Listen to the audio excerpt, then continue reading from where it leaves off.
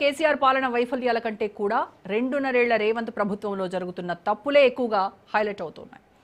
Right, కొండా సుస్మితా పటేల్ వ్యాఖ్యలకు సంబంధించి ఇవాళ మన డిబేట్లో కూడా డిస్కస్ చేద్దాము. డిబేట్లో పార్టిసిపేట్ చేస్తున్నారు. స్టూడియోలో నాతో పాటు ఉన్నారు బీఆర్ఎస్ నాయకులు నిఖిల్ రావు గారు అండ్ చేనేత అభివృద్ధి కార్పొరేషన్ వైస్ చైర్మన్ అనిత గారు మనతో జాయిన్ అయ్యారు. అండ్ సీనియర్ విశ్లేషకులు and senior journalist Bandaru Rammohan Rao garu కూడా ఉన్నారు. నమస్కారం అండి రామ్మోహన్ రావు గారు, అనిత గారు, నిఖిల్ రావు గారు. రైట్, ముందుగా అనిత గారు మీతో స్టార్ట్ చేద్దాం. కాంగ్రెస్ పార్టీ అచ్చ కాంగ్రెస్ వర్సెస్ పచ్చ కాంగ్రెస్ పార్టీగా మారిపోయింది, మార్చేశారు అని చెప్పేసి కొండా సుస్మితా పటేల్, డాటర్ ఆఫ్ దేవాదాయ శాఖ మంత్రి కొండా సురేఖ చేసినటువంటి వ్యాఖ్యలు ఇవాళ దుమారం రేపుతూ ఉన్నాయి. అంటే ఆవిడ సీఎం రేవంత్కే సవాల్ విసురుతూ పరకాలలో నువ్వొచ్చి పోటీ చేస్తావా, రేవూరొచ్చి పోటీ చేస్తాడా, వాళ్ళ అయ్యలు వస్తారా, వాళ్ళ తాతలు వస్తారా, ఎవరొచ్చి పోటీ చేసినా సరే పరకాల సీటు నాదే, ఇండిపెండెంట్గా పోటీ చేసి గెలిచి నిలబడతాను అని చెప్పి ఆవిడ సీఎంకే సవాల్ విసిరారు. అండ్ సీఎం నా ఇలాఖాలో అడుగుపెట్టి రేవూరిని గెలిపించమని అడగటంలో ఆంతర్యం ఏంటి అని కూడా ఆవిడ బహిరంగంగా ప్రశ్నించారు. ఎందుకు మాతో పెట్టుకుంటున్నారు అని అడిగారు సుస్మితా పటేల్. సో ఎలా చూస్తోంది కాంగ్రెస్ పార్టీ సుస్మితా పటేల్ వ్యాఖ్యల్ని, కొండా సురేఖ దేవాదాయ శాఖ మంత్రి కూతురు సుస్మితా పటేల్ వ్యాఖ్యల్ని? మొదటగా మా రేవంత్ రెడ్డి గారు ఒక్కొక్కరిని బీఆర్ఎస్ పార్టీ లీడర్లని తొక్కుకుంటూ ఒక గొప్ప లీడర్ అయ్యారు. ఇప్పుడు వచ్చి ఆమె పిల్లగాకి ఏదో ఇష్టం వచ్చినట్టు అరుస్తా ఉంది, మాట్లాడుతూ ఉంది. దీన్ని నేను నిజంగా చెప్పాలంటే ఆమెకి నాలెడ్జ్ లేకుండా మాట్లాడుతుంది. ఈ రాష్ట్ర గౌరవనీయులైన ముఖ్యమంత్రి వర్యులని తను అలా మాట్లాడడం చాలా తప్పు. కళ్ళు నెత్తినెక్కి పొగరుతో మాట్లాడుతుంది. ఆయన ఒక్క పిలుపు ఇస్తే రేవూరు కాన్స్టిట్యూన్సీ మొత్తం కార్యకర్తలందరూ ఒకటేసారి వచ్చేస్తారు. ఒక సునామీ లాగా మా కార్యకర్తలు వచ్చేస్తారండి. ఆమెకి అసలు ఏం ఎక్స్పీరియన్స్ ఉంది, ఆమెకి ఏం తెలుసు, ఆమె ఏమన్నా ఆమెకి కాన్స్టిట్యున్సీ ఆమె జాగిరా, నేను కంటెస్ట్ చేస్తా, నేను ఇక్కడ చేస్తా. ఆమె మాట్లాడే దగ్గర ఆమె వెనుక చూడండి, మా పార్టీ లోగో పెట్టుకొని మా సోనియా గాంధీ గారి ఫోటో ఉంది, రాహుల్ గాంధీ గారి ఫోటో ఉంది, మా పిసిసి ప్రెసిడెంట్ గారిది. వాళ్ళందరికీ ఆవిడ అగెనెస్ట్ కాదు కదా అనిత గారు, వాళ్ళందరితో ఆవిడకి అగెనెస్ట్ కాదు, వాళ్ళందరితో ఏమీ వైరుధ్యాలు లేవు, విభేదాలు లేవు. ఓన్లీ ఇక్కడ తెలంగాణ కాంగ్రెస్ పార్టీకి సంబంధించినటువంటి ఒరిజినల్ వర్సెస్ మైగ్రేటెడ్ దీనిపైనే ఆవిడ వ్యాఖ్యానిస్తా ఉన్నారు. నేనైతే ఒరిజినల్ కాంగ్రెస్ అండి, మేమందరం ఒరిజినల్ కాంగ్రెసే. ఆవిడ ఎవరి గురించి మాట్లాడుతుంది? మేమైతే ఎప్పటి నుంచి ఎన్నో ఏళ్ల నుంచి 20-25 ఏళ్ల నుంచి మేము పార్టీలోనే ఉన్నాం. అంతకంటే సీనియర్ లీడర్స్ కూడా పార్టీలోనే ఉన్నారు. ఆవిడ ఎవరి గురించి పాయింట్అవుట్ చేస్తుంది? ఆవిడ అనేది ఆలోచించి మాట్లాడాలి. అసలు రాష్ట్ర ముఖ్యమంత్రి అని కూడా ఆలోచించకుండా ఇష్టం వచ్చినట్టు మాట్లాడుతుంది తను. ఇవాళ కొండా సుస్మిత ఈ రకంగా ప్రభుత్వాన్ని కానీ సీఎం రేవంత్ పైన కానీ విమర్శలు చేయడము అనేది ఇది ఫస్ట్ టైం కాదు. గతంలో కూడా మీ దృష్టిలో ఉండే ఉంటుంది. మంత్రి గారి ఓఎస్డీ విషయంలో కూడా, రోహిన్ రెడ్డి విషయంలో ఏ రకంగా సీఎం రేవంత్ని మాట్లాడారో, దూషించారో మనందరం కూడా విన్నాము. కానీ మరి ఎందుకు చర్యలు లేవు అని అంటే మీ సమాధానం ఏంటి? ఈ రాష్ట్రానికి గౌరవ ముఖ్యమంత్రి నువ్వు మీ అయ్యా అంటే ఎవరు ఊరుకోరండి. కళ్ళు గంతలు కట్టుకొని ఎవరు కూర్చోలేదు. ఆయన ఒక పిలుపు ఇస్తే కాంగ్రెస్ కార్యకర్తలు సునామీలా వచ్చేసి ఆమె ఎక్కడ కనబడకుండా పోతుంది. ఆమె ఇలా ప్రతిసారి అన్నప్పుడు మేము ఊరుకుంటున్నాము. కానీ ఈమె మరీ మితిమీరి ఇష్టం వచ్చినట్టు కాయని వదులుకుండా మాట్లాడడం అది పద్ధతి కాదు. కాంగ్రెస్ పార్టీలో జరుగుతున్నటువంటి వాటిని బయట పెడితే కనబడనీయకుండా చేస్తారా కాంగ్రెస్ నేతలు? కాంగ్రెస్ పార్టీకి యాంటీగా మాట్లాడుతుంది కదా ఆవిడ ఉన్నదే మాట్లాడుతున్నా అని చెప్తున్నారు కదా.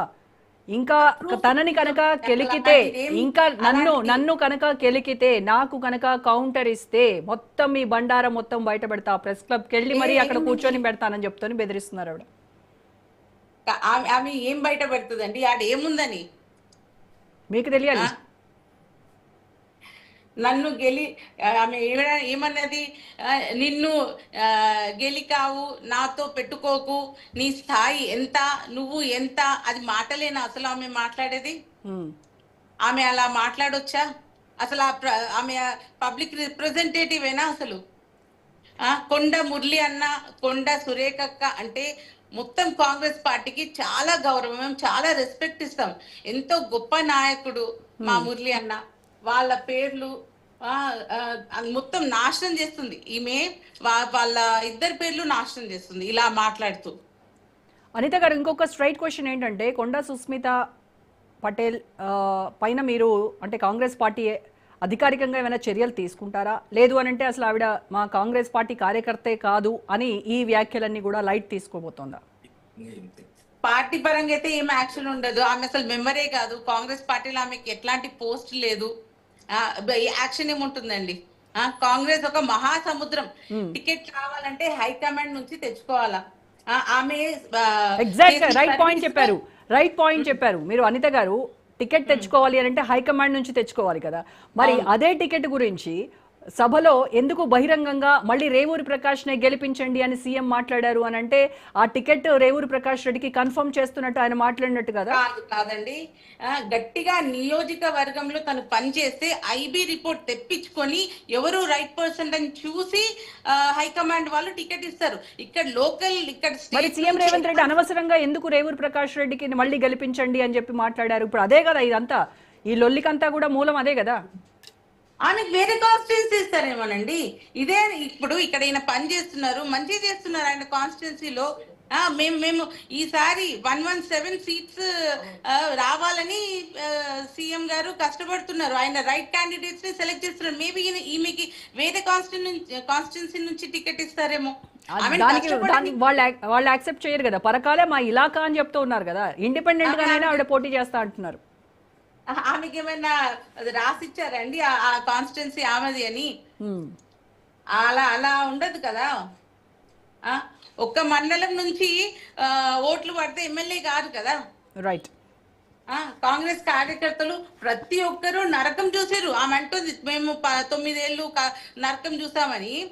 మేము కూడా 9 ఏళ్ళు మేము కూడా నరకం చూసాం. మేము కూడా జైలుకి వెళ్ళినాము. సరే, మీరే కాంగ్రెస్ గెలిపించారు, పిసిసి పదవికి కూడా సపోర్ట్ చేశారు.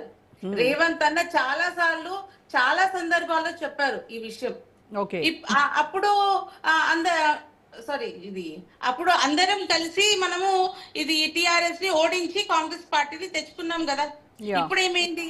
ఇప్పుడు ఎందుకు యాంటీగా మాట్లాడుతుంది? అంటే తనకి పిసిసి రావాలని అటు కొండా సురేఖ కావచ్చు, కొండా మురళి కావచ్చు తీవ్ర ప్రయత్నాలు చేశారు, సపోర్ట్ చేశారు, గెలిపించుకున్నారు. ఇప్పుడు అంటే సీతా దయాకర్ ఏం చేసిందని ఆవిడకి చైర్మన్ ఇచ్చారు? ఎందుకు కొండా మురళికి ఎమ్మెల్సీ ఎందుకు ఇవ్వలేదు? అడుగుతాను. మరి వాళ్ళు గెలిపించారు, వరంగల్ మొత్తం వాళ్ళే గెలిపించారు అనుకోండి. మేడం కి మినిస్ట్రీ ఇచ్చారు కదా, కీ పోర్ట్ఫోలియో ఇచ్చారు, ఎండోమెంట్ మినిస్టర్ ఇచ్చారు. ఆవిడ చాలా మంచిగా చేస్తుంది ఆ పోర్ట్ఫోలియో. ఇంకేం కావాలండి? మొన్న బోనాలని ఎంత అసలు మొత్తం తెలంగాణ మొత్తం ఎంత గొప్పగా జరుపుకున్నారు. మన గీతా గారు వచ్చి మన సీఎం గారి మిస్సెస్ కూడా వచ్చారు, పార్టిసిపేట్ చేశారు బోనాలలో. మరి మొన్న సభకు ఎందుకు హాజరు అవ్వలేదంటారు కేబినెట్ మినిస్టర్ కొండా సురేఖ? వాళ్ళది ఏదైనా పర్సనల్ ప్రాబ్లం ఉండొచ్చండి. ఎవరికైనా రాలేదు అంటే ఏదైనా పర్సనల్ ప్రాబ్లం ఉంటేనే రారు. హెల్త్ ఇష్యూ ఉందో ఏదుందో తెలియదు కదా. ఓకే, సో ఇప్పుడు కాంగ్రెస్ పార్టీకి ఏమాత్రం కూడా సంబంధం లేనటువంటి ఒక పర్సన్ చేసినటువంటి వ్యాఖ్యలుగా కాంగ్రెస్ పార్టీ ఈ మొత్తం సుస్మితా పటేల్ చేసిన వ్యాఖ్యల్ని లైట్ తీసుకుంటా ఉన్నారు కదా. అంతేనండి, అంతే కదా. అంతే. మరి ఇప్పుడు కొండా సురేఖ కానీ కొండా మురళి, సరే మురళిని కాసేపు పక్కన పెట్టండి, కొండా సురేఖ ఇప్పటి వరకు తన కూతురు చేసినటువంటి వ్యాఖ్యలపైన, గతంలో చేసినటువంటి వ్యాఖ్యలపైన కూడా ఆవిడ ఎక్కడ స్పందించలేదు. ఇప్పుడు రీసెంట్గా చేసినటువంటి సీఎంని డైరెక్ట్గా మాట్లాడినటువంటి మాటలపైన కూడా ఆవిడ ఎక్కడ మాట్లాడలేదు, ఇప్పటివరకు బయటకు రాలేదు, ఎలాంటి ప్రెస్ నోట్ కూడా ఇవ్వలేదు. ఆమె చాలా మంచిదండి, ఆవిడకి తెలుసు సీఎం గారు ఏంటో. సీఎం గారు కూడా సీతక్క గారికి ఎలా చూస్తారో ఒక సిస్టర్ లాగా కొండా సురేఖ గారిని కూడా ఒక సిస్టర్ గా చూస్తారు. ఆవిడ సొంత అన్నలాగా చూసుకునే అన్ననే కదా సొంత కూతురు కామెంట్ చేసింది కదా. కానీ ఈవిడ చెప్పి ఎందుకు చెప్పిస్తే ఆమె సొంతంగా ఏది పడితే అది మాట్లాడుతుంది. అసలు ఆలోచన లేకుండా మాట్లాడుతుంది, పిచ్చి పిచ్చిగా మాట్లాడుతుంది. ఇప్పుడు ఇది మొదటిసారి కాదు కదా, ముందు కూడా అలాగే చేసింది. ఆ కేక్ కటింగ్ చూసారా? అది తలవారు తీసి కట్ చేయడం ఏందండి? అసలు నార్మల్ మనుషులు చేసేదేనా? ఆమెకు అసలు ఎలా ఉండాలి, ఎలా ఇప్పుడు మాట్లాడాలి మీరు ఏం చెప్తున్నారంటే అనిత గారు, కొండా సురేఖ చాలా మంచివారు, ఆవిడ చాలా చక్కగా పనిచేస్తున్నారు, మరి ఆవిడ కూతురు వ్యాఖ్యలతో ఎలాంటి సంబంధం లేదంటున్నారు. నేను అడిగేది అదే, కొండా సురేఖ అంతే, అవునండి. కూతురు వ్యాఖ్యలకి నాకు ఎటువంటి సంబంధం లేదు అని ఆవిడ చెప్పమనండి పోనీ. అట్లా ఆవిడ ఇన్వాల్వ్ ప్రతిసారి తను ఎప్పుడు కూడా కమెంట్ చేయలేదు. మేము ఆవిడ చేసిన వర్క్ కి మేము పద్మశాలులము ఆమెకి పాలాభిషేకం చేస్తామండి. మీరు వెళ్ళి హన్మకొండ, వరంగల్లో చూడండి మా వాళ్ళు ఎంతమంది. ఇప్పుడు అదే సామాజిక వర్గానికి సంబంధించినటువంటి వాళ్ళం మేము, మమ్మల్ని చిన్న చూపు చూస్తున్నారు, మాకు నేత నేయడం మాత్రమే తెలుసు, ఊడిగం చేయడం రాదు అని చెప్పేసి ఆవిడ మాట్లాడారు. అలా అంటే ఎవరిని ఉద్దేశించి ఊడిగం చేస్తున్నారని? మిగతా వాళ్ళందరూ ఊడిగం చేసి పదవులు తెచ్చుకున్నారు. మాకు తెలియదండి అది. నేను కష్టపడ్డా, నాకు ఇచ్చారు పోస్ట్, నాకు కార్పొరేషన్ లో నాకు ఇచ్చారు పోస్ట్. కష్టపడ్డ ప్రతి ఒక్కరికి ఇచ్చారు. ఈవెన్ యూత్ కాంగ్రెస్ కానివ్వండి, ఎన్ఎస్యూ కానివ్వండి, మన సీనియర్ కాంగ్రెస్ లో కష్టపడ్డ వాళ్ళందరికీ పదవులు ఇచ్చారు. రైట్. అనిత గారు, ఇవాళ సుస్మితా పటేల్ వ్యాఖ్యల గురించి ఇవాళ మాట్లాడుతున్నాం, కానీ మేము రోజు ఏదో ఒక రూపంలో కాంగ్రెస్లో జరుగుతున్నటువంటి అంతర్గత కలహాలు, రాజగోపాల్ రెడ్డి వ్యాఖ్యలు కావచ్చు, అంటే సొంత పార్టీ నేతలే ప్రభుత్వం తీరుని కావచ్చు, సీఎంను డైరెక్ట్గా కానీ ఇండైరెక్ట్గా కానీ, క్యాబినెట్ మంత్రులను కానీ, ఎమ్మెల్యేలకు పడకపోవడం కానీ, ఇదంతా డైలీ సీరియల్ లాగా మేము చూస్తూనే ఉన్నాం. దీనికి ఒక ఎండ్ కార్డ్ అంటూ పడట్లేదు. మీనాక్షి నటరాజన్ కూడా దీంట్లో ఇన్వాల్వ్ అయ్యి నేను దీనిపైన చర్యలు తీసుకుంటాము, హైకమాండ్ దృష్టికి తీసుకెళ్తామని చెప్పినా కూడా ఎక్కడా తగ్గట్లేదు. వనపర్తిలో అలాగే, స్టేషన్ గన్పూర్ అలాగే, ఖైరతాబాద్ అలాగే, ఇలా చెప్పుకుంటూ పోతే దాదాపుగా సగం పైన నియోజకవర్గాల్లో ఇదే పరిస్థితి ఉంది ఇవాళ కాంగ్రెస్ ఉన్నటువంటి స్థితిలో. ఇది కాంగ్రెస్ అనేది చాలా హ్యూజ్ ఓషియన్ అండి. దీనిలో మనం ఏం చేయలేం. But we are family. ఓషన్ అయితే కొట్టుకుంటారా అనిత గారు? ఓషన్ అయితే ఇక అలాగే ఉంటది కదండి. పార్టీ అన్నప్పుడు మేము కొట్టుకుంటాం, మళ్ళీ రేపు మళ్ళీ అన్ని అందరం కలుసుకొని. మరి పక్క పార్టీలో ఉన్నటువంటి తగాదాలని, వాళ్ళ కుటుంబ కలహాలని ఎందుకు హైలైట్ చేస్తా ఉంటారు? మీ పార్టీ అయితేనేమో అంతర్గత ప్రజాస్వామ్యం ఎక్కువ, కొట్టుకుంటాం, తిట్టుకుంటాం, హక్ చేసుకుంటాం అంటారు. వాళ్ళు ఫ్యామిలీ పాలిటిక్స్ కదండి వాళ్ళది. ఇక్కడ కూడా అదే జరుగుతుంది కదా. వాళ్ళ ఫ్యామిలీ పాలిటిక్స్ కంటిన్యూ చేయాలనుకుంటారు. అందుకే కదా పబ్లిక్ వాళ్ళని ఓడించి మమ్మల్ని గెలిపించారు.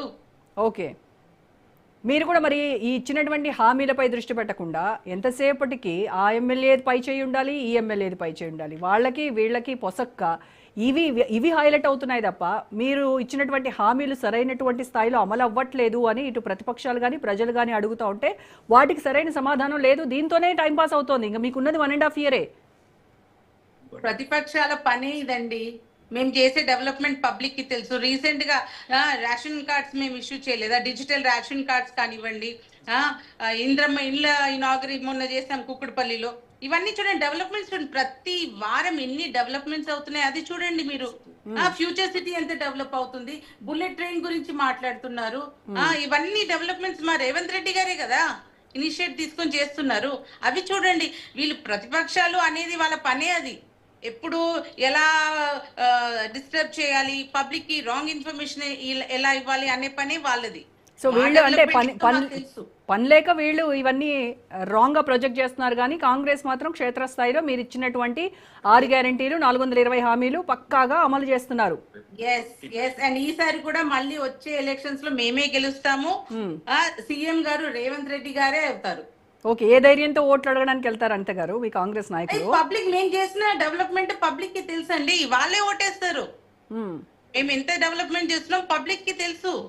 Okay, right. అంతే గారు మళ్ళీ